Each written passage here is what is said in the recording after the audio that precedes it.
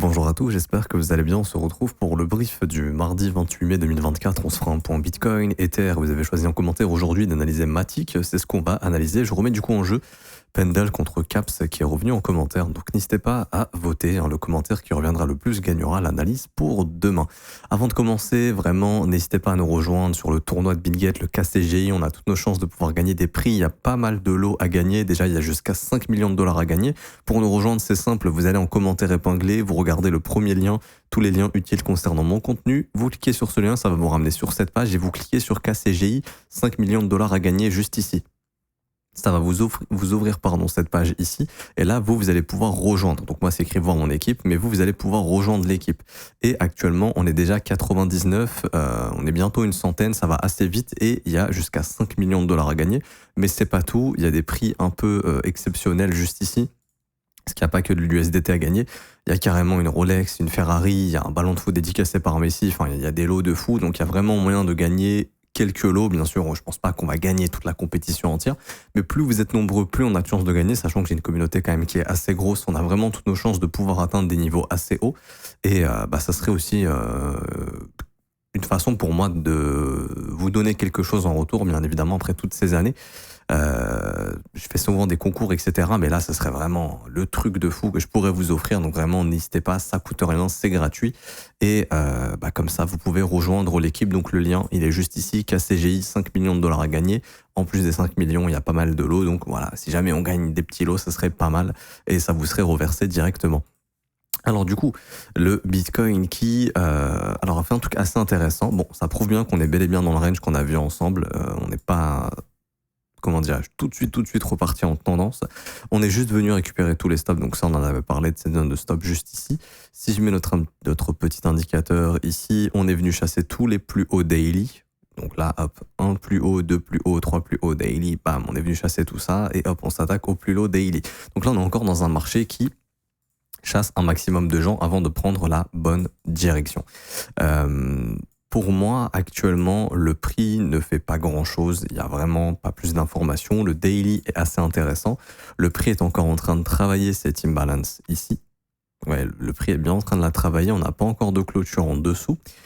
Commencer à s'installer sous le niveau des 65 800 m'indiquera que le prix ira très très probablement chercher la dernière imbalance daily ici qui nous attend. Et 64 600, 63 100. Je vous rappelle, le plan c'est le suivant, c'est d'aller faire un nouvel ATH. Maintenant la question c'est est-ce qu'on le fait en appui de cet imbalance ou est-ce qu'on le fait en appui de l'imbalance ici.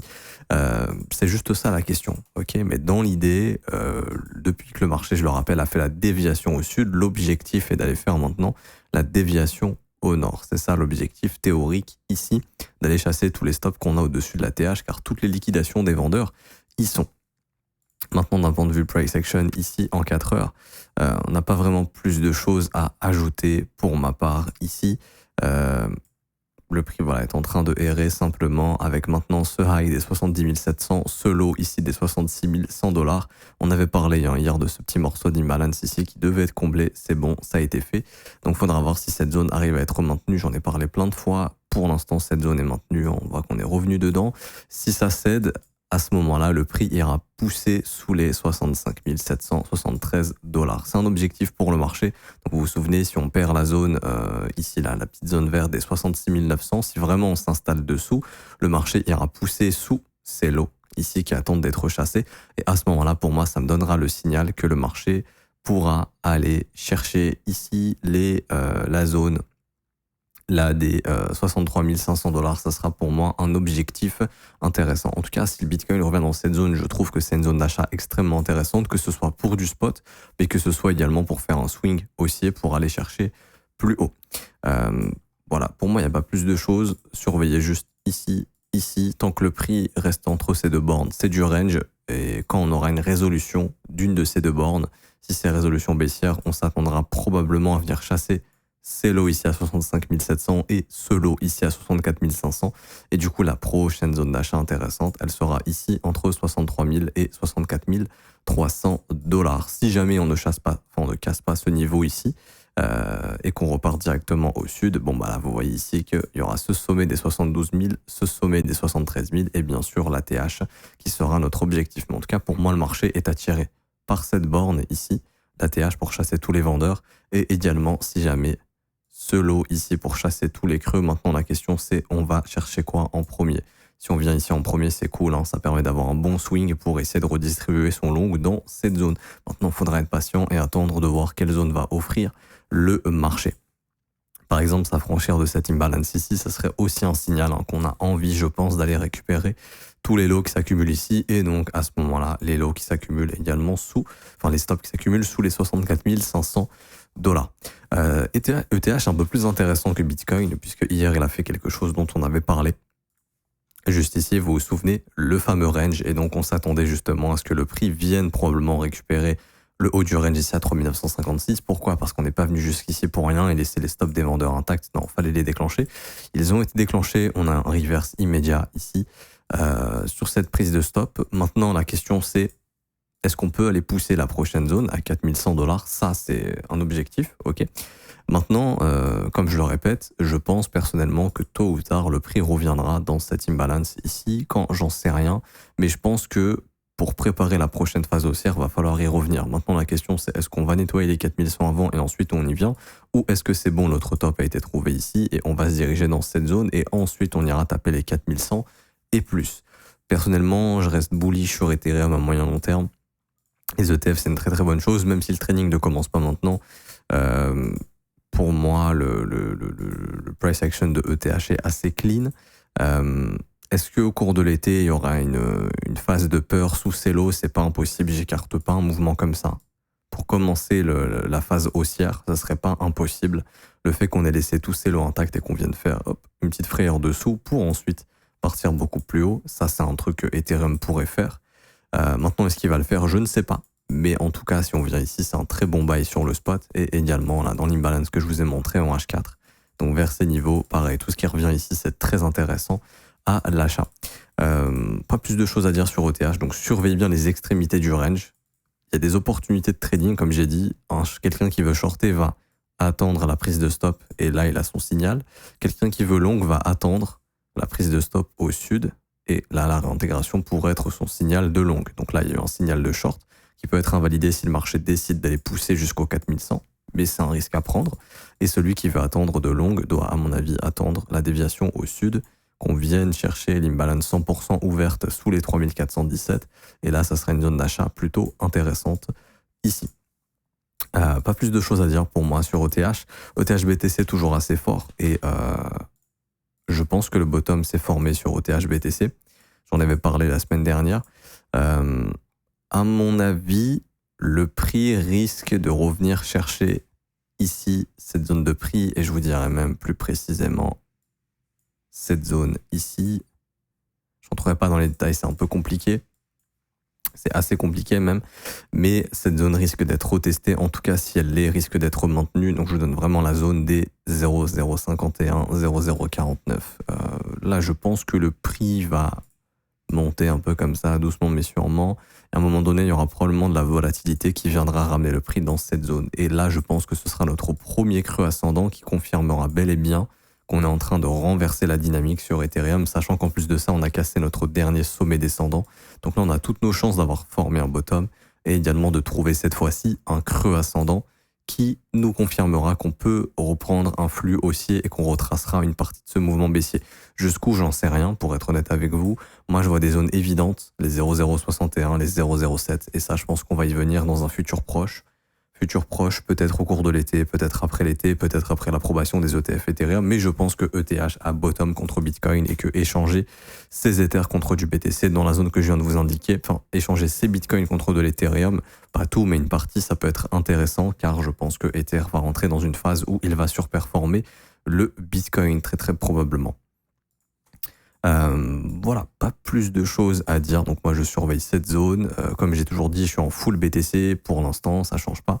Et en revanche, je compte switcher du Bitcoin sur de l'Ether si on m'offre un retour dans cette zone de prix, parce que je pense que Ether est parti pour surperformer Bitcoin. Donc ça m'intéresse d'avoir plus d'Ethereum maintenant dans mon bag et de retirer un peu de BTC. Ça, on est bon. Et du coup, pour l'altcoin du jour, alors le Matic... bon, encore une fois, d'un point de vue investissement, la localisation qu'on a ici, elle est très intéressante. Ok. Si vous êtes un investisseur spot, vous achetez juste Matic parce que vous trouvez que le prix est bien. Ces imbalances ici sont un bon prix. Vous voyez qu'on y est venu, ça a été racheté. C'est une bonne zone. Maintenant, au cours de l'été, il ne serait pas impossible qu'on ait un mouvement qui vienne déclencher les stops qui se trouvent sous les 49 centimes. Je sais que ça serait assez baissier, je ne sais pas si on va y venir, ok. Mais pareil, si on y vient, c'est pas le moment de flipper. Ça sera un bail extrêmement intéressant. Faut savoir que quand vous avez des pics de volatilité sur les alts, c'est souvent à ce moment-là que c'est intéressant de se positionner pour du spot. Parce que c'est ce que moi j'appelle des stress moves. C'est des mouvements qui sont voués à stresser les investisseurs et à les faire quitter le navire. Très très souvent, ça arrive. Et vous allez voir généralement qu'une phase haussière, elle, commence par un stress move. Donc le fameux move où tu flippes comme ça là. Hop, on fait flipper tout le monde, on consolide, on refait flipper tout le monde une dernière fois, et là on y va. On fait flipper tout le monde, on pump. On fait flipper tout le monde, on y va. Ok. Très souvent ça se passe comme ça. Donc là on a eu ce fameux stress move. Est-ce que c'est suffisant? Ça, faut voir. Ok. Si c'est pas suffisant, on en aura, je pense, un dernier qui viendra récupérer sous les 49, et là ça sera le stress move de capitulation / bottom. Maintenant, Matic est dans une belle consolidation. J'en ai déjà parlé plein de fois, mais il y a une pattern qui est, comment dirais-je, qui est assez simple à identifier. C'est la déviation réintégration, et ce serait excellent sur Matic, par exemple, que si on a un stress move, non pas qu'il aille chercher nécessairement les stops sous les 49 centimes, mais simplement qu'il vienne faire déviation réintégration ici. Et là, ça sera le signal pour moi qu'on est très très probablement prêt à aller chercher maintenant la phase d'expansion et de reprendre une phase de tendance pour ensuite simplement retourner vers des sommets et aller chercher plus haut sur Matic, au-dessus du sommet des 1,30, ensuite les 1,60, etc., etc., jusqu'à éventuellement faire un nouvel ATH. Mais en tout cas, c'est une pattern qui est très connue, qui fonctionne très bien et qu'on peut retrouver sur les marchés quasiment tout le temps. La fameuse, donc ça c'est bearish, consolidation, déviation au nord, expansion baissière. Et donc ce que je vous ai décidé là, c'est la variante bullish, où on aurait la consolidation, la déviation au sud, le fameux stress move avec un pic de volatilité. Ici, vous voyez, quand il y a des pics de volatilité, les gens flippent et c'est souvent à ce moment-là que le prix consolide et se retourne. Si c'est pas ici, je pense qu'on aura un dernier stress move avec un nouveau pic de volat. Par exemple, si vous regardez ici, là, quand tout le monde a paniqué, pic de volatilité, voilà. C'est ici où on a eu justement le bottom. On est venu mécher légèrement dessous, mais c'était plus ou moins la zone de bottom. Et ensuite, la volatilité se calme et c'est à ce moment-là où éventuellement on peut repartir sur quelque chose d'haussier. Donc là, stress move, la volatilité se calme. Est-ce qu'on va pouvoir repartir comme ça? C'est tout à fait possible. Ce serait une belle consolidation pour repartir. Par contre, si on le fait pas maintenant, voilà, faudra s'attendre éventuellement à un stress move avec un pic de volatilité qui fait un peu peur et ensuite le bottom sera définitivement confirmé, je pense. Et là, on pourra repartir sur quelque chose d'haussier. Ce qu'il faut comprendre si vous faites pas de trading mais de l'investissement, pour résumer tout ça, c'est que on est proche d'un bottom sur Matic et que maintenant la meilleure chose à faire, c'est hold et attendre. Si vous êtes dans le projet, ça sert à rien de vendre ici puisqu'on peut avoir un stress move de racheter, de rider. Non. Si vraiment vous êtes holder, regardez le graphique en weekly. Il n'y a pas 6 milliards de questions à se poser. Ça, pour moi, c'est un truc qui est en accumulation très très probablement. Et c'est un asset qui risque à un moment donné de péter au nord et voilà, de recommencer une phase de tendance. Et tous ceux qui n'ont pas acheté dans cette zone vont regretter. C'est un peu comme Solana, hein. J'en ai parlé plein de fois. Mais quand Solana, il était juste ici, là, personne voulait en acheter, le truc était bien plat, et après il y a eu la grosse phase, et maintenant tout le monde veut du Solana. Matic, c'est la même chose. Maintenant, je dis pas qu'il va faire une performance à la Solana, peut-être plus, peut-être moins, j'en sais rien, mais en tout cas, le graphe, il commence à être bien plat maintenant, la volatilité se réduit pas mal, et c'est souvent dans ces phases qu'on a les meilleures opportunités. Donc là, franchement, acheter du Matic spot, pour une optique 2025, ça peut être plutôt intéressant. Maintenant, d'un point de vue, comme je le redis, trading et essayer d'optimiser un maximum son entrée, voilà. Je pense personnellement, je pense pas que le marché va laisser tous les stops intacts ici, sachant qu'on va rentrer en été. L'été, c'est pas la meilleure phase pour le marché crypto. Faut savoir que généralement, la saisonnalité positive, c'est septembre-octobre. On repart assez fort en septembre-octobre. On aurait éventuellement le trading des ETF Ethereum en été, donc peut-être juillet, août, voire même septembre. Donc tout s'alignerait pour au niveau de la fin de l'été, pourquoi pas reprendre une phase de bull run assez forte. Et donc voilà, d'ici là, je me dis qu'en l'espace de 2 mois, oui, le prix peut... Je pense pas que le prix va laisser des stops intacts après 2 mois de consolidation. C'est pour ça que je me dis qu'à un moment donné, le prix va probablement venir faire ce fameux stress move pour ensuite faire l'expansion haussière. Dites-vous que le train, en fait, ici, il est chargé d'acheteurs. Ça permettrait de le décharger pour ensuite forcer ces acheteurs à racheter plus haut. Et c'est ce qui pousse la demande plus haut et c'est ce qui pousse les prix plus haut. Donc voilà, j'ai pas plus de choses à dire pour Matic pour aujourd'hui. J'espère que ça vous aura plu. Si c'est le cas, n'hésitez pas à laisser un petit pouce bleu, vous abonner si ce n'est pas déjà fait. Je vous rappelle, n'hésitez pas à rejoindre l'équipe. Le tournoi, vraiment, il y a 5 millions de dollars à gagner. Je sais pas si vous vous rendez compte, on a toutes nos chances de gagner. Parce que comme je dis, j'ai quand même une assez grosse communauté. Vous êtes des milliers à être sur BitGate actuellement. Donc tous ceux qui sont inscrits sur BitGate, vraiment, n'hésitez pas à rejoindre l'équipe. Et on a des chances de gagner. En plus, ce qui est fou, c'est que si vous rejoignez, il y a plein de gens qui vont voir que notre équipe a plein de membres et donc il y a plein d'autres gens qui vont se ramener en fait. Et ça nous donnera encore plus de chances de gagner parce qu'en fait, il y a les équipes avec le plus de participants et les gens qui ont pas forcément de team ou qui connaissent pas de communauté vont dans ces équipes-là. Donc en fait, ça nous permettrait à nous aussi de récupérer plein de gens qui vont sur BitGate pour participer au tournoi et qui se diraient ah bah l'équipe du trône elle a plein de membres, moi je vais dans l'équipe du trône pour participer avec eux et ça nous fera gagner plein de membres et donc on aura de grandes chances de gagner éventuellement les gros lots. Enfin, ça se trouve on pourra gagner je sais pas 100 000 dollars imaginons au sein de cette compétition. Après ça vous sera partagé entre vous et ça peut vraiment être sympa. Donc n'hésitez pas, c'est gratuit, il n'y a rien à payer. Vous avez tous les liens en commentaire épinglés. Vous avez aussi la formation, le VIP, etc. Je vous le redis sans cesse. Vous pouvez aussi rejoindre l'école si vous le souhaitez. Vous avez toutes les informations dans ce lien ici. Donc c'est le premier lien en commentaire épinglé. Vous pouvez tout retrouver. Vous avez tout le contenu gratuit, l'école qui est payante, etc. Et le tournoi qui est 100% gratuit. Il faut saisir notre chance. N'hésitez pas. Je m'arrête ici. Si vous avez des questions en commentaire, n'hésitez pas. Sur le Discord également. On se retrouve demain. Bonne journée à tous. Ciao, ciao.